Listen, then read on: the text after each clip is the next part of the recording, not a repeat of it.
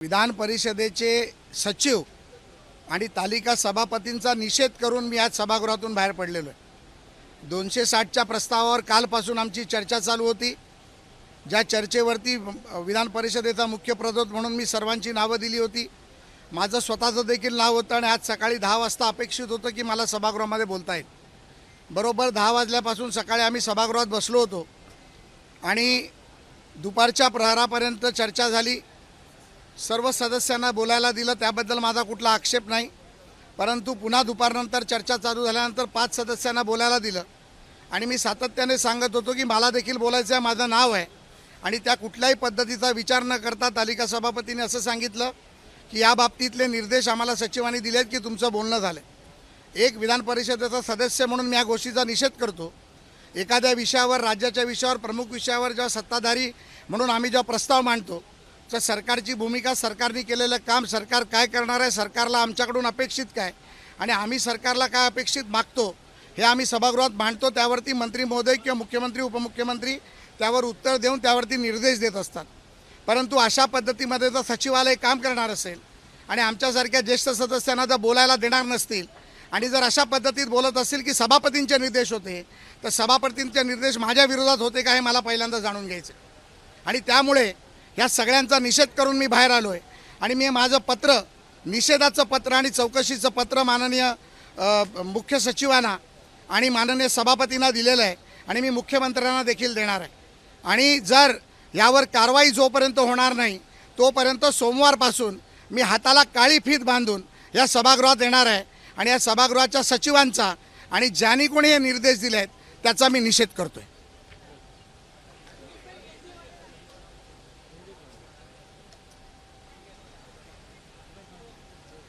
आज सभागृह में, विधान परिषद में मैं निषेध कर निकला हूं।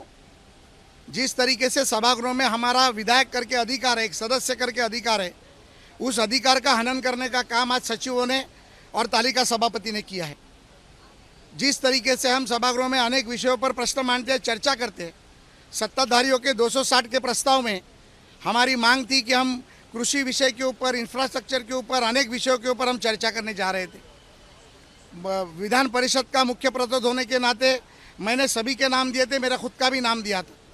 कल के चर्चा के बाद आज अपेक्षित था कि सुबह में पहले सत्र में 10 बजे विशेष सत्र में चित्राताई के संभाषण के बाद मेरा नंबर आ जाएगा, लेकिन कई कारण से अनेक सदस्यों को बोलने के लिए संधि दी। थोड़ा सा सीनियर होने के कारण मैंने भी समंजसता बताई। मैंने भी कहा कि दोपहर के सत्र में मैं बात करूंगा।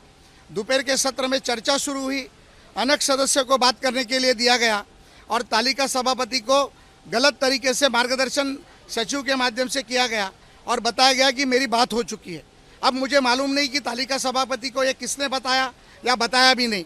मैंने ये पत्र श्री भोले जी को, मुख्य सचिव को दिया है और जिन सचिवों ने इस बारे में गलती की है और बाद में उनका कहना था कि इस बारे में सभापति के निर्देश दे, सभापति के निर्देश थे कि नहीं थे, इस बारे में सभापति मेरे से बात करे और जिन सचिवों ने गलती की है उनके ऊपर कार्रवाई करे, मेरी मांग है। और जब तक मेरी मांग पूरी नहीं होगी मैं सोमवार से शुरू होने वाले तीसरे हफ्ते के सत्र में हाथ को काली फीत बांधकर इस सभागृह में आऊँगा और जब तक इनके ऊपर कार्रवाई नहीं होती या सभागृह में मेरी माफ़ी नहीं मांगी जाती तब तक मेरा निषेध शुरू रहेगा। धन्यवाद।